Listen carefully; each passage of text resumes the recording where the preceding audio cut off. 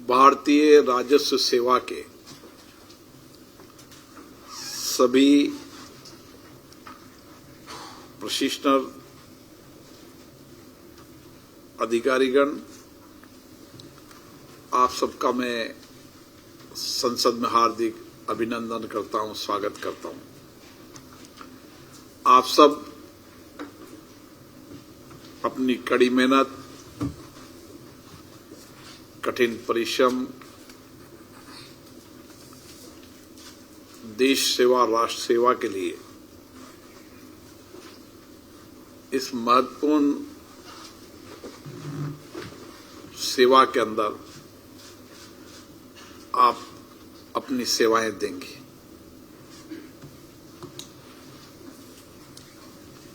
और देश के अंदर आर्थिक संरचना, आर्थिक पारदर्शिता जितनी बेहतर होगी उतना ही वह देश विकास की ओर तेजी से आगे बढ़ेगा।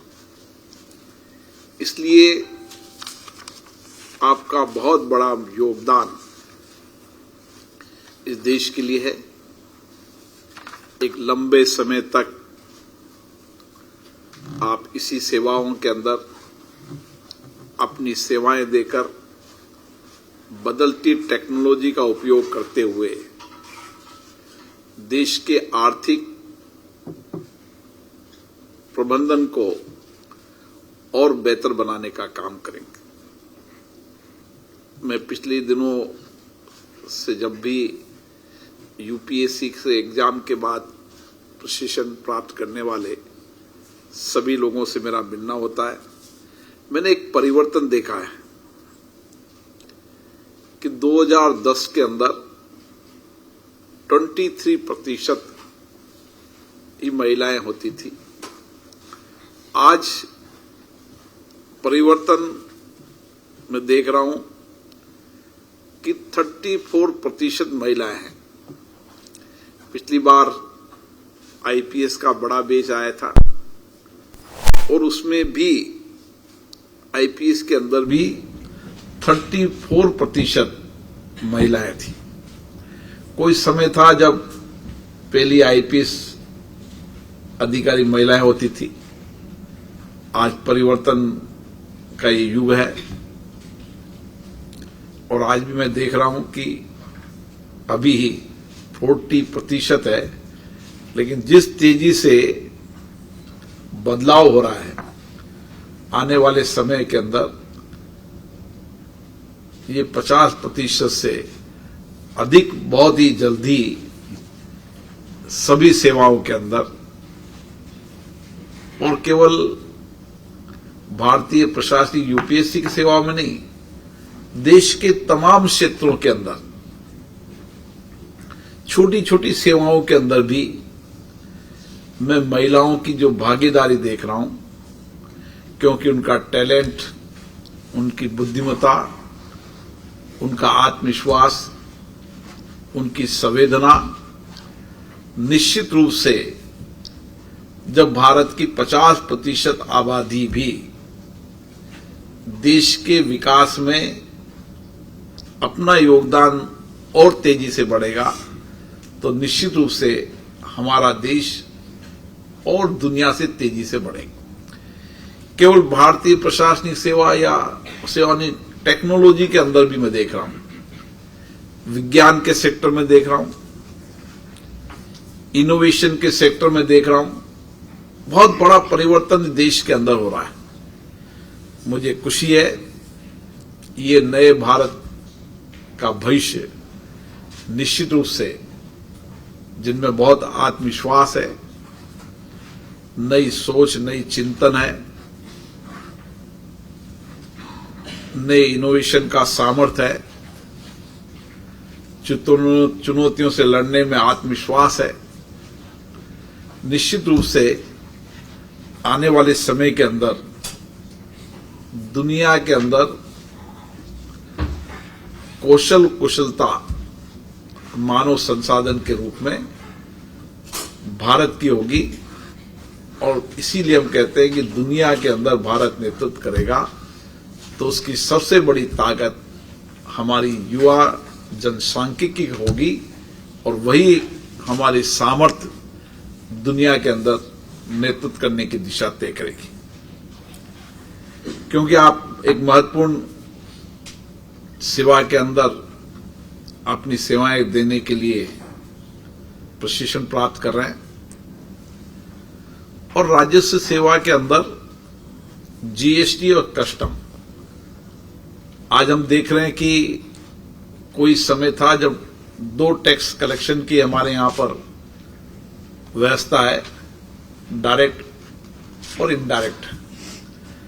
पहले डायरेक्ट टैक्स कलेक्शन का हिस्सा 70% होता था, लेकिन अब समय बदल गया है। अब इनडायरेक्ट कलेक्शन का भी हिस्सा अभी भी 50% और मुझे लगता है कि ये और आगे बढ़ेगा। और इसीलिए राजस्व सेवा में आपका अधिक महत्वपूर्ण योगदान है। अभी हमने इसी संसद के अंदर जीएसटी का एक देश एक टैक्स, हमारे प्रधानमंत्री जी ने नए इनोवेशन, बहुत सारे इनोवेशन किए। इसमें आर्थिक बदलाव में ये इनोवेशन, ये सोच, ये चिंतन भी बहुत बड़ा था कि हम देश के अंदर एक टैक्स प्रणाली को लागू करें। केवल इनकम टैक्स तो शुरू से एक टैक्स प्रणाली थी, अब जीएसटी के अलावा भी जितनी भी टैक्स प्रणाली है उस टैक्स प्रणाली में एक रूपता हो, ताकि कानून बनाते समय पारदर्शिता होगी। और कानून बनाते समय पारदर्शिता होगी, पूरे देश के लिए कानून बनेगा तो निश्चित रूप से जो इंडस्ट्री सेक्टर के लोग हैं, सर्विस सेक्टर के लोग हैं, व्यापारी हैं, सेवाओं के अंदर क्षेत्र के अंदर है, क्योंकि व्यापारी उद्योग के अलावा आजकल सर्विस सेक्टर के अंदर भी बहुत बड़ा टैक्स रेवेन्यू कलेक्शन होने लगा। और आपको पता होगा पूरी दुनिया के अंदर कई देश तो पर्यटन, अन्य सेवाओं के माध्यम से ही उनका सारा आर्थिक तंत्र चलता है। भारत ने भी इस दिशा की ओर तेजी से कदम बढ़ाए हैं और उस समय हमारा कार्य बहुत महत्वपूर्ण हो जाता है कि हम किस तरीके से जितनी पारदर्शिता हमारे सिस्टम में लाएंगे, जितनी जो टैक्स पेयर है उस टैक्स पेयर को लगना चाहिए कि अधिकारियों मेरे संबंध केवल राजस्व लेने का नहीं है। हमारे कानून में भी पारदर्शिता आई है तो कानून की उनकी जानकारी भी उनको हो और समय समय पर हमारा उनके बीच में संवाद भी चलता रहे, चर्चा चलती रहे। जितना हम उनसे फ्रेंडली संबंध बनेंगे उतना ही वो व्यापार, इंडस्ट्री, सर्विस सेक्टर के अंदर अपने कार्य का विस्तार करेंगे। और इसीलिए सरकार ने भी समय समय पर बहुत सारे टैक्स रिफॉर्म लाने का काम शुरू किया है। टैक्स रिफॉर्म लाना चाहते हैं, पारदर्शिता लाना चाहते हैं, कानूनों का बोझ कम करने का प्रयास किए जा रहे हैं। जो कानून अनुपयोगी हो चुके हैं उनको समाप्त करने की प्रक्रिया शुरू की है और जितने कानून बड़े हैं उन कानून को छोटा करने के लिए पहले इनकम टैक्स में रिफॉर्म लाए। सारे टैक्स रिजिम में ही एक बहुत बड़ा परिवर्तन सरकार लाना चाहती है और ये सब संसद के अंदर के कानून बनते हैं और कानून बनते समय जो डिबेट होती है, चर्चा होती है, उसको भी आपको समझना पड़ेगा, अध्ययन करना पड़ेगा। क्योंकि कार्यपालिका का काम भी जो सरकार ने फैसले किए, निर्णय किए, उसको एग्जीक्यूट करने का है। अगर हमारे में कानून की समझ ज्यादा बेहतर होगी क्या उद्देश्य था इस कानून लाने का और क्या एग्जीक्यूट करने का उद्देश्य हमारा है, उसकी जितनी पारदर्शिता होगी उतना ही आर्थिक तंत्र जवाबदेही का भी होगा और पारदर्शिता की भी होगी और ईमानदारी से काम भी होगा। मेरा मानना है कि आप इस संसद के अंदर जब प्रशिक्षण लेने आए तो जितने भी 1947 से लेकर अभी तक और उसके पहले के कानूनों को सबको अध्ययन करने की आवश्यकता होनी चाहिए। एक अधिकारी को जो कुछ भी कानूनों में परिवर्तन हुआ है, टैक्स सिस्टम में जब जब भी बदलाव हुआ है, उस बदलाव का कारण उन देश के अंदर उन लोगों की अपेक्षाएं हैं, आकांक्षाएं हैं जो व्यापार, उद्योग, सर्विस सेक्टर को बढ़ाना चाहते हैं और सरकार जवाबदेही, पारदर्शिता के साथ अधिकतम टैक्स देने वाले उनके साथ एक ऐसा व्यवहार करना चाहती है ताकि उनको लगे कि ये जो टैक्स वसूला जा रहा है, जो रेवेन्यू वसूली जा रही है, वो कल्याण के लिए भी आ रही है और मेरा भी इसमें कंट्रीब्यूशन होना चाहिए। हम कभी भी टैक्स आतंक से टैक्स वसूल करने की प्रक्रिया को देश में लागू नहीं करना चाहते। स्वच्छता से उसका भी देश के अंदर योगदान हो और इसके लिए जितने कानून का बोझ कम करना है, उसके कानून के बोझ को उतना कम करने के लिए बहुत गंभीरता से प्रयास किए जा रहे हैं।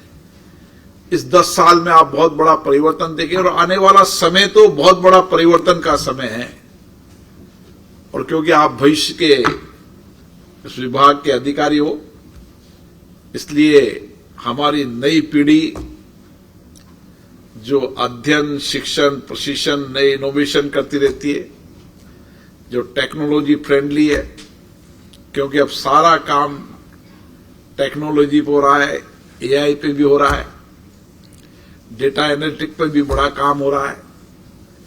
और मुझे खुशी है कि मैं लगातार सारी प्रशासनिक सेवाओं के अंदर देख रहा हूं, इंजीनियरों की, नौजवान जो इंजीनियरिंग बैकग्राउंड के हैं, वह यूपीएससी में संख्या 30 से 35% से अभाव है। यहां भी 43%, 55% इंजीनियर बैकग्राउंड के हुआ। इसलिए निश्चित रूप से टेक्नोलॉजी, इनोवेशन, रिसर्च आपके जीवन का हिस्सा रहा है। आने वाले देश के अधिकारियों का इस देश के टैक्स सिस्टम को कैसे पारदर्शिता बनाई जा सकती है, कैसे जवाबदेही बनाया जा सकता है, कैसे कम से कम कानून बनाकर हम पारदर्शिता, जवाबदेही ला सकते हैं। इसके लिए जो कुछ भी आपके विचार हो, जो कुछ भी आपके नए इनोवेशन हो, उसको समय समय पर जब कानून बनता है, कानून जनता के लिए प्रचलित होता है, उस समय आपके सुझाव भी होने चाहिए। समय समय पर हमारी संसदीय समितियां स्टेक होल्डर को बुलाती है, अन्य लोगों को बुलाती है, उसमें आपको भी अपने सुझावों को देना चाहिए।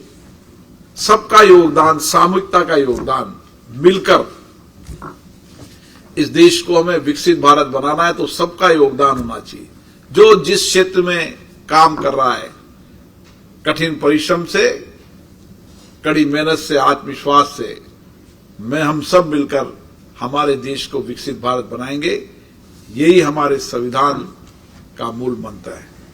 और इसीलिए कल भारत के प्रधानमंत्री जी ने संविधान दिवस पर जो कुछ लिखा है, वो आपके लिए अध्ययन के लिए, आपकी जीवन की प्रेरणा के लिए, कि सारे देशवासियों का योगदान, सबका सामूहिक योगदान, जो जिसमें भी जहां भी काम कर रहा है वहां पर कड़ी मेहनत, कठिन परिश्रम, आत्मविश्वास से देश के लिए योगदान देगा। इस दृष्टि से हमको काम करना है। हम केवल राज्य की सेवाएं करने नहीं आए, हम देश और राष्ट्र की सेवा के लिए आए। ये मन में हमारे विचार होना चाहिए और ये मन में विचार होगा कि मैं देश और राष्ट्र की सेवा करने आया हूं। मेरे देश को दुनिया के अंदर आर्थिक रूप से सबसे आगे ले जाने में मेरा भी योगदान होगा तो निश्चित रूप से आपकी सेवाएं, आपका विचार, आपका काम करने का तरीका में निश्चित बदलाव होगा। आप सब यहां पर आए, आप सबको बहुत बहुत धन्यवाद। जय हिंद।